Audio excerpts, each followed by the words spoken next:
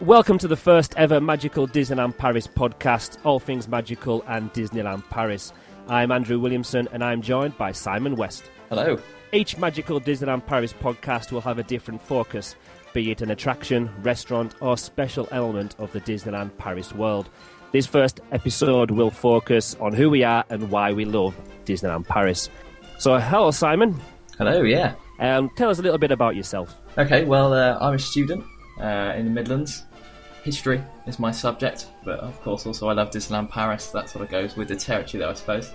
Now, I've been going to Disneyland Paris since I was, well, too young to remember really. My parents have always taken me there and I've always loved it. I think my earliest memory, and I can't remember how old I was, but I was very young at this point, and I can remember being sat in the Chaparral Theatre. I think this was when they used to have Tarzan playing there, and I can remember being sat and it was winter, everyone was really cold, and then we started seeing sort of snow falling from the sky, and we thought, what is this, is this part of the show? And then of course we all realised in the audience, hang on a minute, no, this is real snow, proper white, fluffy, gorgeous, beautiful snow, this perfect snow. And I can remember then leaving the theatre and walking around Frontierland with all the snow, and I think it was sort of from then on, from a very young age, and then I've always remembered that. So that's when I really fell in love with Disneyland Paris. So what about your favourite attraction in Disneyland Paris?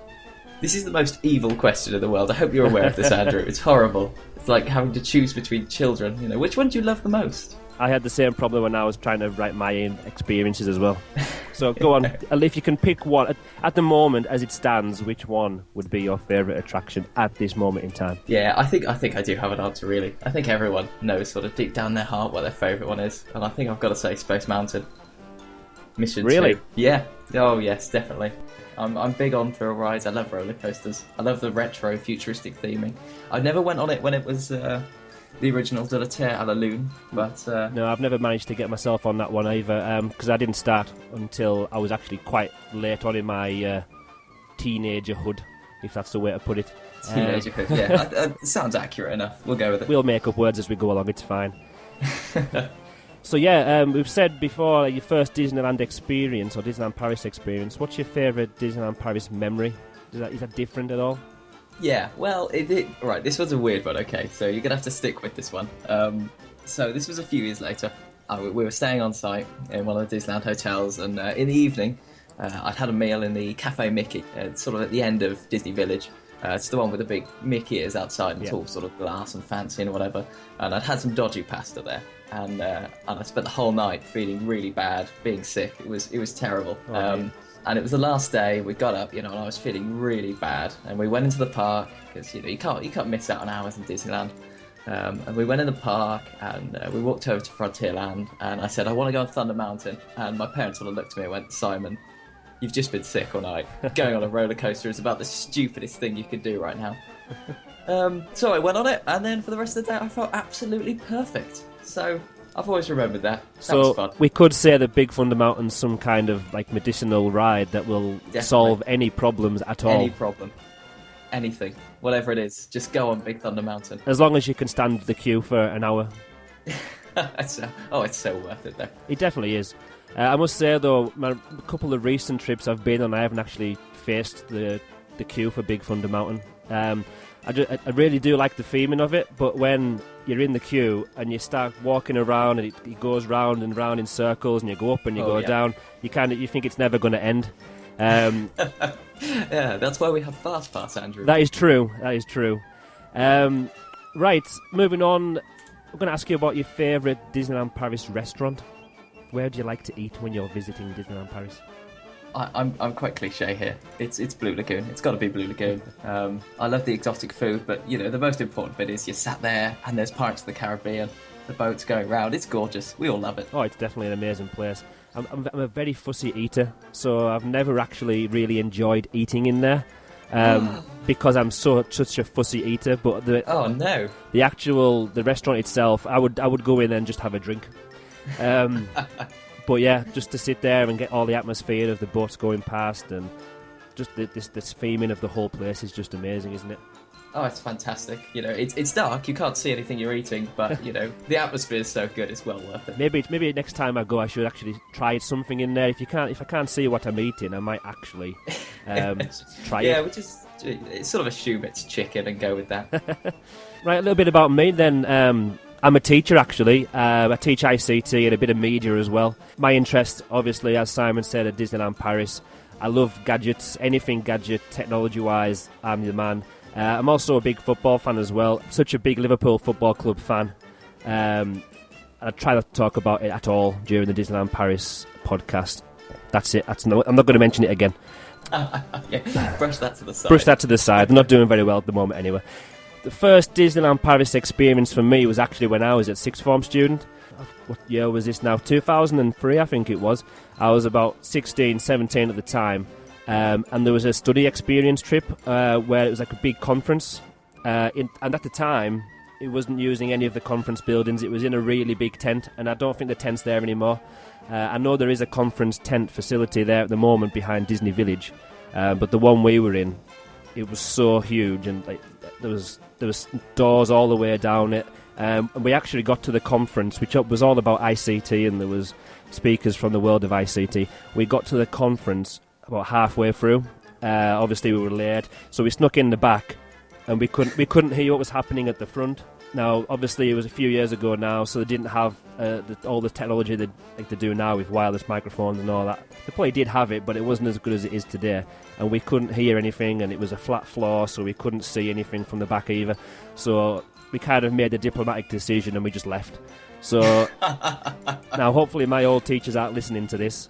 But yeah, the whole reason for the trip was to go to this conference, and it was just a bonus that it was at Disneyland Paris. And that was actually my first time abroad as well. All my holidays before that had been in the UK with my family, mainly at Butlins, Haven, those types of resorts. But going to this trip with the sixth form was my first trip abroad, and actually the first time on a roller coaster as well for myself. So it was quite a big trip for me as a sixth form student. And ever since then I've been interested in the rides, the attractions as we like to call them. Don't like to say the word ride. The attractions. The Imagineers aren't happy. No, not at all. So we'll stick to attractions. The theming of all just the different worlds, and obviously the different theme parks as well. Favourite attraction? Now, originally, like you, Simon, I was going to say Space Mountain. The main reason... You haven't betrayed me here, have you? You're not going to leave. I'm changing my mind. Oh, no. Originally, it was Space Mountain because... that was the first attraction I actually went to in Disneyland Paris. I always remember it being the first roller coaster, and the only reason my friends managed to persuade me to go on the ride was the fact that it was in the dark and I couldn't see where I was going. So there seems to be a theme going here. If it's in the dark, I might go for it and I might try something new. Same with the Blue Lagoon restaurant, maybe next time. So yeah, queuing up, and I loved it, all the theming, the music, and the fact that you could hear the roller coaster going around and the screaming of the guests on the roller coaster.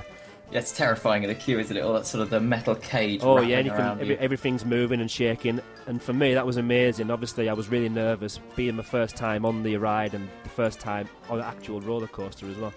But I'm talking so much about it, but that isn't going to be my favourite ride. For me, because of the use of technology, even though it is old, and the theming, I'm going to say Pirates of the Caribbean. Ooh, interesting choice. Interesting, yeah. Okay, a classic, yeah. It is a classic. I probably wouldn't have picked it a few years ago, but because of my recent trip in May with my family, that was the first time I went with my family this year, because previous trips have been with the sixth form or as a teacher running a trip. So I've been going on my own with the students. So it's a kind of different visit when you go with a group of students and you've got a bit of responsibility. So because it was the first time I went with my family, and it was 1.5, he's just turned 2 actually, my 1.5-year-old son and my wife, just to see their faces, their faces on that attraction were the best picture of the whole 5 days, or 5 nights that I stayed in Disneyland Paris. Just seeing their reaction going down going up the waterfall, down the waterfall, everywhere. Just their face, and it was just amazing. That's a very special attraction. It is. I know it's held in a lot of Disneyland Paris fans' hearts as well. Everyone's got a slightly different reason for liking it, and for me now, mine is because of the face of my 2-year-old son. Because at first I thought he was going to be scared, He was wedged in between us, and he had a nervous face on him. But as soon as he seen like the pirates singing, and all the water and the guns and the cannons, everything like that, he loved it. Oh, a good adventure through the Caribbean. Oh, definitely, and he loves Jake and the Neverland Pirates as well on Disney Junior. So he kind of all linked in together, and he just loved the pirate theme. Fantastic. My favourite memory, again, it's going to link in with what I've just said about my recent visit in May. My son Noah. When he interacted with all the characters in the park, whether that was in a meet and greet situation when we went to meet Mickey Mouse or we went to see Minnie Mouse. There was actually an occasion where we were queuing up to see Minnie Mouse and Duffy Bear. Well, Mickey Mouse, actually, I've spoiled the story now already, but Minnie Mouse went into the house that she was in front of. I think it was in front of, I want to say Liberty Arcade. I think that's where the corner is where she was based. She went inside while we were queuing up, and then out of the door came Duffy Bear. Now, I'm not saying anything bad about Duffy Bear, but everyone's reaction in the queue was, oh no, where's Minnie gone? Duffy's here now. So the kids, adults, everybody was kind of like, oh no, there was moans and groans all through the queue area. But then after a couple of minutes, Minnie came out, and we had the pleasure of actually seeing Minnie Mouse in her springtime outfit and Duffy Bear as well at the same time. So we got two for the price of one, really. Oh, fab. But yeah, I think, again, if you ask me this question, my favourite memory, it wouldn't have been interacting with the characters, because I've never been one for like spending time queuing to meet the characters. But now, obviously with a son, and because of the age he was, and he loved the characters from the television, and just seeing them in real life, again, his face was a picture. Fantastic. I'm going to actually... So having a sort of totally new experience with Disney then. Completely. I'm seeing a completely different side of it now. So if we were doing this podcast a year ago, I would have been saying, no, I hate the characters. Well, not hate the characters is a strong word, but I don't like the characters, and I want to see more money being spent on the attractions and the like roller coasters or thrill rides, that kind of thing. But I've completely changed my opinion now. I'm going to sneak in another memory as well. This is from my first visit. And it links back to Space Mountain, actually, what we were mentioning before. When I was riding that for the first time, as we were getting ready to shoot up the cannon, the front, well, it was the front of the, well, I'm trying to explain, there's like a panel where my feet were, so it was at the front of where I was sitting, and it was obviously part of the back of the car in front. The panel came off, it came loose. Now, when we were going up, my friend next to me, it was his first time on Space Mountain as well, and we both kind of looked at each other, and all we could do at that moment was put our feet on this panel to stop it from falling. Now, my memory of it was that it was so loose that it was rattling around all the way, and we were scared of it coming loose. But when it got to the end, it did fall away a little bit, but it was still attached fully. But it just for some reason sticks in my memory. I was kind of my first experience. Oh my! This is going to fall off, but it never did, and we didn't kill anybody, so we were okay. Well, so long as no one's dead, that's fine. Tick that box. Tick that box. We mentioned it to a cast member, and I've no idea if it was fixed or not, but hopefully it was. But there's lots of... I was reading the Magic... My memory is terrible at the moment. What's it called? magicforum.eu. I was reading a post on there about Space Mountain recently, and how rickety and how people are actually getting quite sore shoulders and sore necks because of the ride. Oh yeah, go around sort of smacking your head in the head restraints, yeah. It's all in the fun of it. It is part of the fun of it. Painful it is. But a lot of people will probably disagree with you there, Simon. It does... Oh, I would think so, yeah. But yeah, it kind of shows me that my first visit, 2003, it was starting to happen then. So it's taken... Yeah. It's been more than 10 years now, 11 years, and still causing problems. And it seems that just around the corner we have got, hopefully, some refurbishments, which will hopefully sort some of those issues and make it a more fun attraction for... Oh, I'm very excited about that, but I think we'll talk about that next time. Oh, definitely. I don't want to... Because otherwise we'll be here for hours if we start on that now. Yeah, I don't want to spoil it for next time. My favourite restaurants. Now, again, I'm going to be greedy here. I couldn't decide, so I'm going to have two options. I'll go with the first one, which is Café Cascadeurs, which is in Walt Disney Studios. Now, a lot of people slate Walt Disney Studios, and there are a lot of things that we could discuss, and I'm sure we will in a future podcast, about what we don't like about the park, but there's still quite a lot of things in the park. There's some hidden gems there, definitely. There are definitely, and I think Café de Cascadeurs, if I could say it properly, is definitely one of those hidden gems. Now, I think it was DLP Town Square who recommended it on Twitter, And in May this year, I first I've seen it before, and it was always closed every time I remember going past it.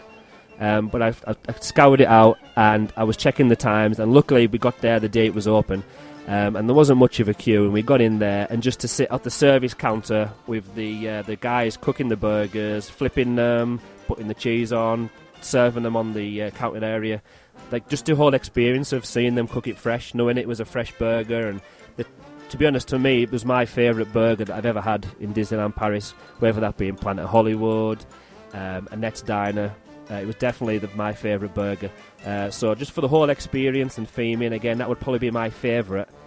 But linking back, something I would never have said, because I've never tried it before until this year, was Inventions in the Disneyland Hotel.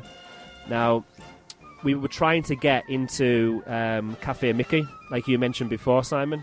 But because we didn't book until the first day we got there, it was fully booked, so there was no space at all. And we kind of thought, oh, that's a shame, because we wanted to see all the characters, get to meet them for my son, and obviously for my wife as well, who was a really big Disneyland fan. But we'd thought, oh well, cost a couple of quid extra, but we'll go to Inventions. We get to see inside the Disneyland hotel as well. But yeah, just again, it's like a trend here. It's the theming. I love the theming, and just all the old inventions in the ceilings, and all the inventions on the side and on tables. As I'm fussy, I didn't really enjoy. Well, the food was really nice, but the dessert was my favourite part of the time in Inventions. Being able to meet the characters and then walking past 3 or 4 times, and it seemed a lot less busy than Cafe Mickey. Whereas when you walk past Cafe Mickey in Disney Village, it's pretty hustling. Yeah, isn't it? you can see there's people outside the windows looking in, and then there's the people taking pictures inside of the characters. But in Inventions, there's like lots of different little booths, and each character does spend a lot longer with each family, and it was actually worth spending. I don't know how much more it was. I think it was maybe 30-40 quid more. But it was definitely worth it. So again, I'm being greedy. I couldn't decide. I've got to say Café des Cascadeurs and Inventions. But that's one from each park, so I can't complain there. Yeah, am I right in saying that Inventions has a view over Main Street? It's the station? Yes, it definitely does. You can see the station, and then if you obviously, because it's quite high up, you can see over, and you can see the castle. You can't really see much of Main. You can't really see much of Main Street, but we were there late afternoon, early evening. And Dreams didn't start until about 10:30, 11, so it was still quite light. But again, just to see the sun starting to set on the castle out of the window, beautiful. While Pluto and Minnie Mouse and Mickey Mouse were running around. It's such an amazing experience. It's not one you could do every single night, obviously, but if you're going for a few nights, I would definitely highly recommend saving up and going to Inventions. It's such a nice place. Definitely a bit of a treat. Oh, it definitely is. Again, if it was just me on my own, or with a member of staff from our school, I would never do it. But because it's a family treat, it's one of those things where you say, all right, we're not going to do this every single time we come on holiday, so we'll put in the extra money and we'll go in there. Yeah, definitely worth it. Yeah, there's not much else to say, really, other than welcome to the Magical Disneyland Paris podcast. Our next episode is going to be focusing on Space Mountain. Now, we want your opinions, not just yours, Simon, but our fans as well, if we have any yet. So do you love Space Mountain? Do you hate it? Are you unsure about it? How could you improve it if you had the money? Now, it also looks like just recently they've announced they're going to be refurbishing. Oh, big news. Big speculation. Really big speculation. Yeah, I think it's also on the calendar, isn't it, Simon?